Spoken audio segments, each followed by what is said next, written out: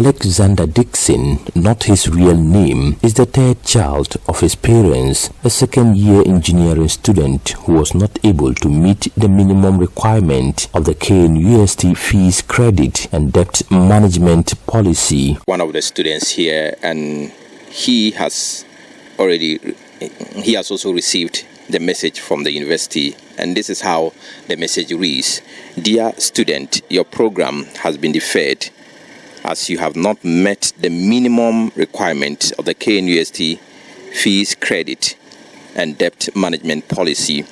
And so he has received the message from the university, and we would like to find out from him what has been the challenge, why he was not able, or he has not been able to pay the fees. I mean, you have been given a very long period. I mean, you've gone for vacation for some weeks or even months to prepare and come back to school. What has been the challenge? Why have you not been able to pay your school fees?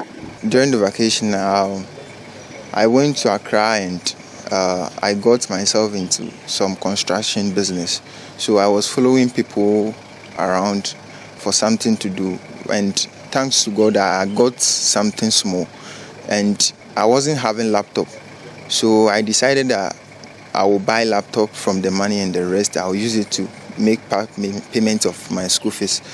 But unfortunately my mother got sick, so I had to give some of the money to her for her medical treatment. After incurring all this cost, I realized that I have nothing on me, so I couldn't make the minimum payment that I wanted to do. Alexander is not alone in this challenge. There are a couple of students who have difficulty paying their fees, but there are others too who can afford but have used their fees to gamble. Speaker of Parliament for KNUST Students' Parliament, Shamuna Suleiman Magani, says betting is a widespread canker on the university's campus.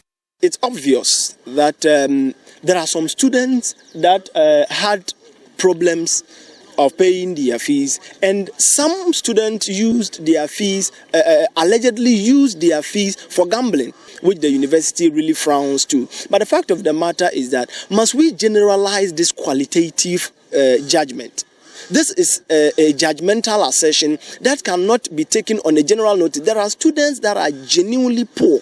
Shamuna says the decision of the KNUST to defer students owing fees will affect them psychologically. He, however, appeals to the university to soften its decision on the students. As a student leader, I know in this particular condition, the university management is right, because the university as it is now spends several amounts of money in running the university. So the university equally needs money to run this particular institution. So I don't have any stance to blame the university on the policy. But the fact of the matter is that we are not in normal times. Post the ravages of COVID-19, and also the UTAG strike has imposed a lot on the student body. So we are calling on the university to consider an extension of the deadlines. His appeal is reiterated by Joseph Harry Taxin, a second-year law student. Some of them didn't even come for lectures, so some are even missing out on lectures already.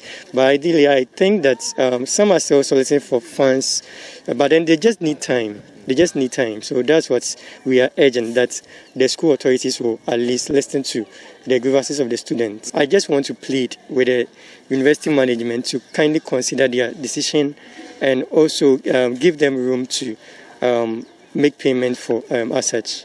Over 6,000 students at the Kwame Nkrumah University of Science and Technology have been asked to defer their programs. The students were unable to meet the minimum requirement under the credit and debt management policy for the university fees. The university had sent reminders to students to pay at least 70% of fees by April 7, 2022 to avoid automatic deferment. A report by Mohammed Nuruddin.